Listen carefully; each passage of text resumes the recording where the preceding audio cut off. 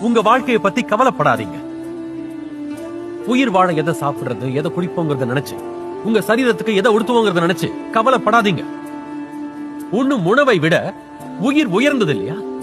உடையை விட உடல் உயர்ந்தது இல்லையா? வானத்து பறவைகளை கவனிச்சு பாருங்க. அதுங்க விதைக்கிறதும் இல்ல, அறுக்கிறதும் இல்ல, களஞ்சியத்தில் சேர்த்து வைக்கிறதும் இல்ல. ஆனாலும் உங்க பரம பிதா அவைகளை போஷிக்கிறார். அவைகளை விட நீங்க மேலானவர்கள் இல்லையா?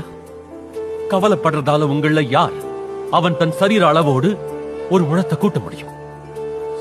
அதனால கவலைப்படாம இருங்க. எதை சாப்பிட போறோம், எதை குடிக்க போறோம், எதை உடுத்துவோம்னு. ஆண்டவர் அறியாதவங்க இதையெல்லாம் நாடி தேடுறாங்க.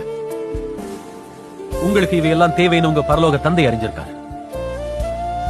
அதனால எல்லாத்துக்கும் மேல தேவனுடைய ராஜ்யத்தையும் அவரோட நீதியையும் தேடுங்க.